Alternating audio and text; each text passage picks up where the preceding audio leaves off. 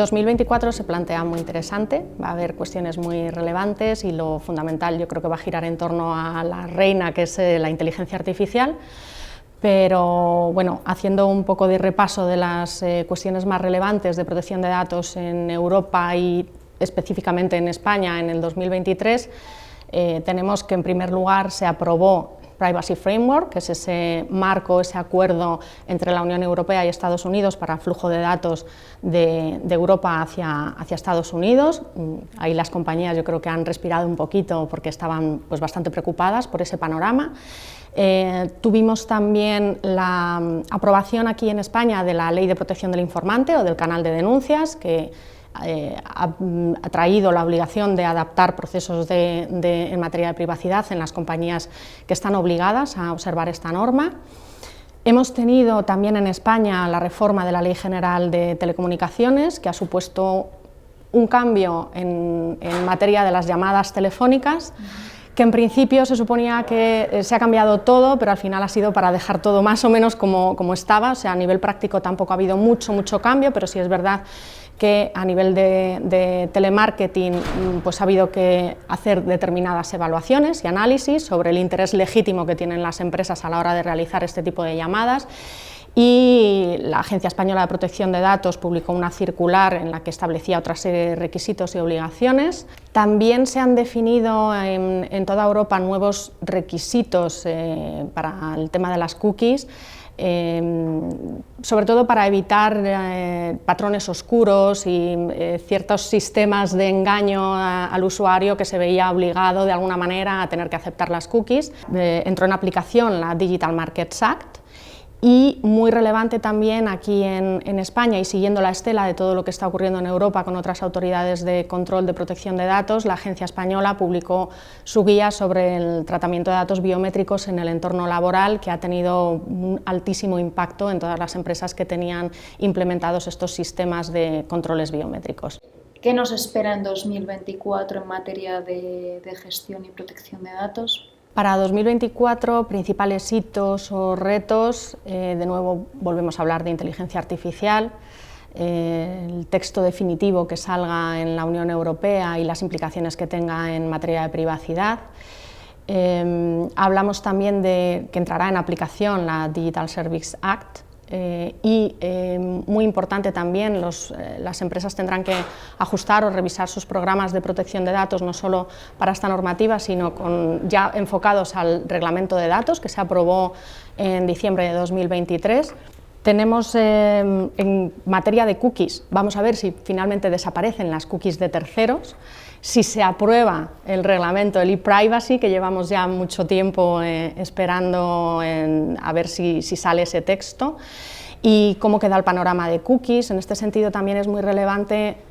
cuál va a ser o cómo se va a solucionar el conflicto que tiene actualmente Meta con el Comité Europeo de Protección de Datos y las autoridades de control europeas en cuanto a el uso de cookies y el perfilado de los usuarios con ese sistema, ¿no?, de Pay or OK,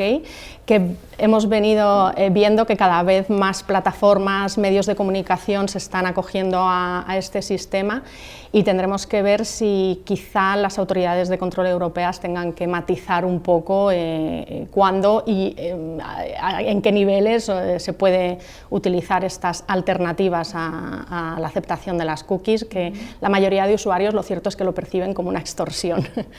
Tenemos también, por supuesto, la transposición de la directiva NIS2 en materia de ciberseguridad, que afecta a infraestructuras críticas, a centros de enseñanza y a empresas de determinados sectores que se consideran de alto riesgo. Esta transposición debería estar llevada a cabo, si no recuerdo mal, para octubre de 2024, y bueno, pues veremos cómo se implementa, porque a diferencia de los reglamentos que son de aplicación directa, las directivas europeas sí tienen que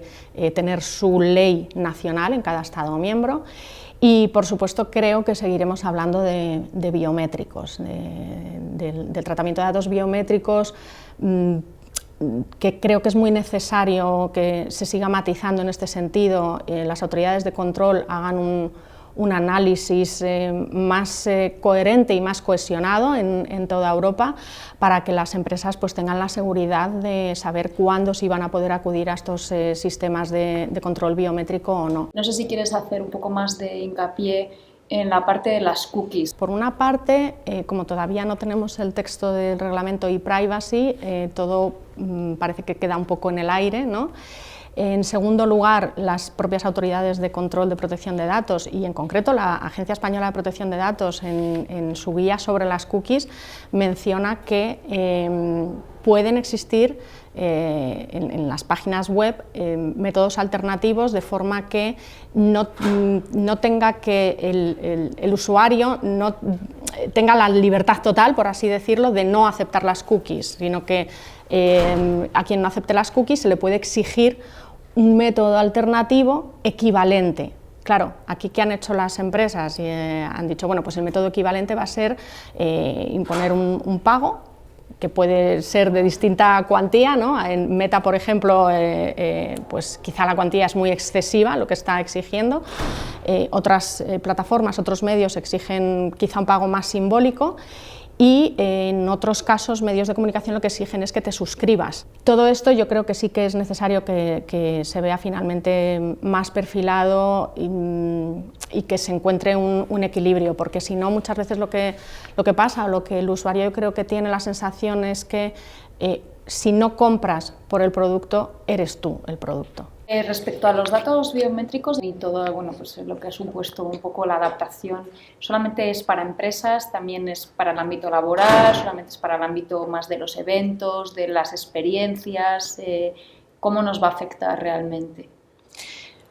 Es interesante porque la guía de la Agencia Española de Protección de Datos, aunque lleva por título, o el título hace referencia al tratamiento de dato biométrico en el ámbito laboral, lo cierto es que en algún punto también se extiende a entornos fuera de este ámbito. Y aquí trae una exigencia en cuanto a, por ejemplo, ¿no? En el ámbito laboral no sería apropiado pedir el consentimiento a los empleados, porque siempre se va a presumir que el consentimiento no es otorgado libremente por esa posición de dominación del empleador frente al trabajador, pero fuera del ámbito laboral, donde parecía que sí se podía acudir al consentimiento de los interesados, también la agencia aquí introduce restricciones, puesto que indica que como el consentimiento tiene que ser libre, necesariamente se tiene que implementar un sistema alternativo al tratamiento de dato biométrico. Pero en el momento que tú implementas un sistema alternativo, que va a ser presumiblemente y muy probablemente menos invasivo que el tratamiento biométrico, estás demostrando que no necesitas ese dato biométrico para ese sistema, para ese acceso, para ese control, y que por lo tanto puedes llevarlo a cabo sin necesidad de dato biométrico, con lo cual te ves abocado a tener que recurrir a ese sistema alternativo que es menos invasivo. Yo creo que aquí es interesante dos cuestiones y sobre todo aquí en España, donde el legislador en la Ley Orgánica de Protección de Datos sí introdujo requisitos adicionales al consentimiento para el tratamiento de determinados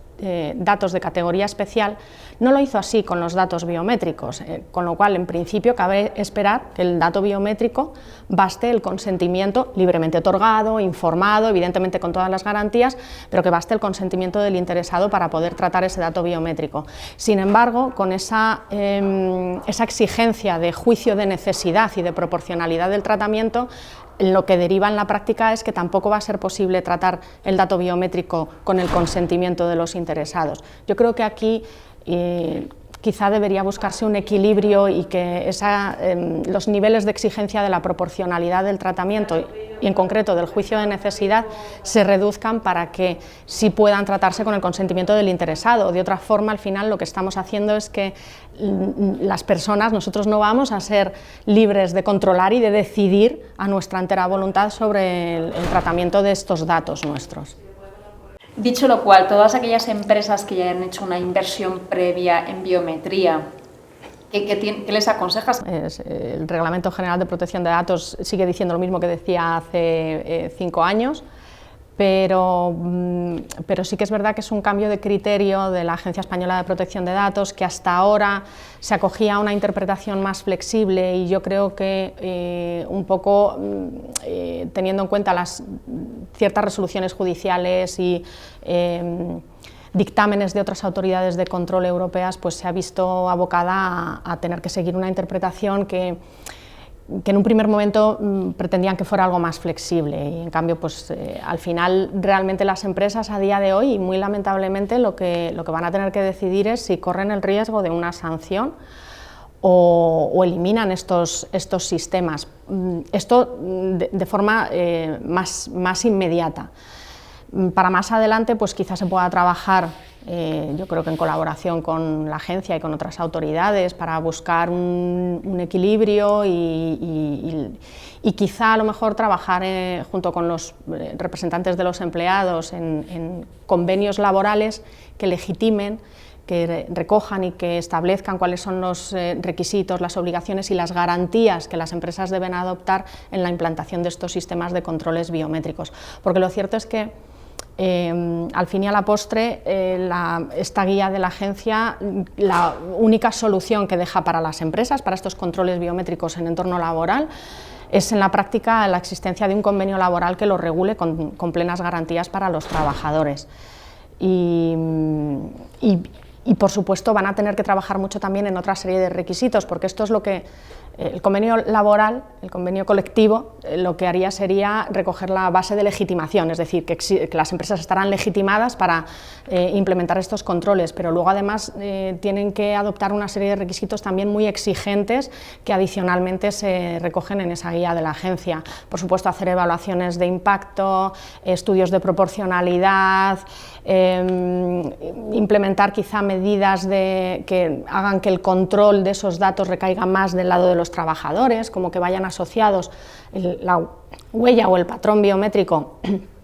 se recojan tarjetas que ellos mismos tengan, que ellos mismos dispongan y estén bajo su control, y no de forma centralizada en servidores de los proveedores tecnológicos de estos sistemas o en bases de datos de las propias empresas que los implementen, y un largo etcétera de otra serie de requisitos muy exigentes. ¿Tiene algo que ver la aceleración de la inteligencia artificial en cuanto a esta nueva interpretación de los datos biométricos, o son totalmente...? No, yo creo que la conclusión hubiera sido la misma independientemente de los avances en inteligencia artificial y otras tecnologías disruptivas y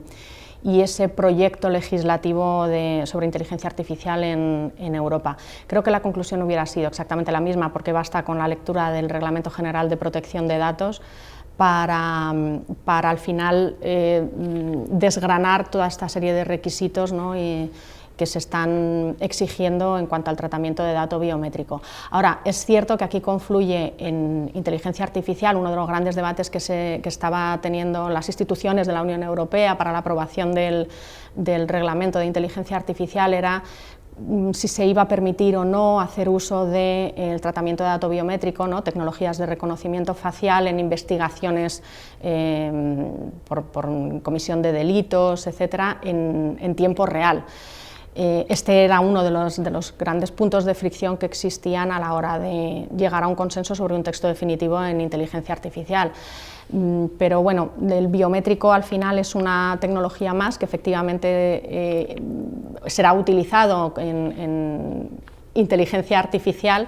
y que evidentemente hay que tener mucha precaución, mucho cuidado, porque sí puede acabar impactando muy negativamente a personas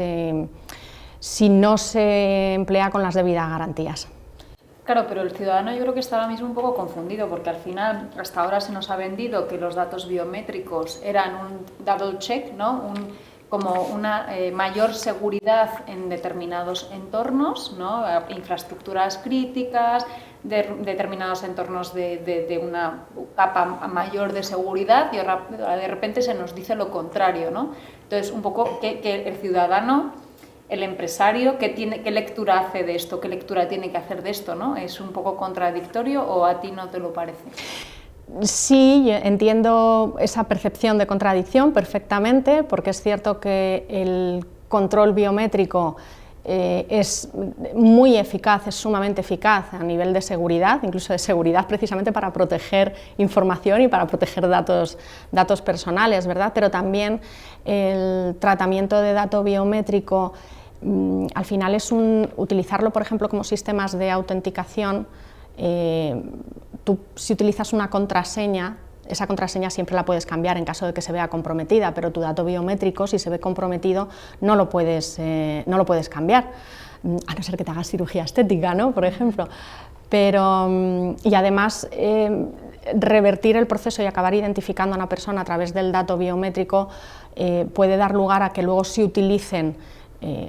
por los malos de forma muy dañina para las personas.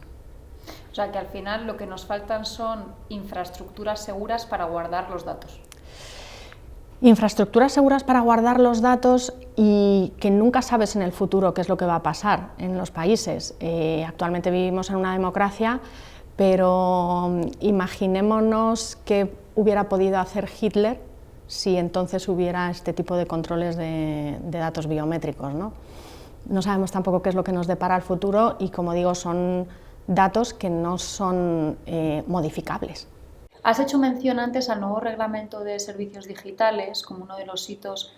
que igual no aplica tanto a los datos, pero sí que me gustaría que hiciera referencia un poco a la DSA y cómo va a interceder o cómo se va a aplicar en cuestión de datos personales desde tu punto de vista.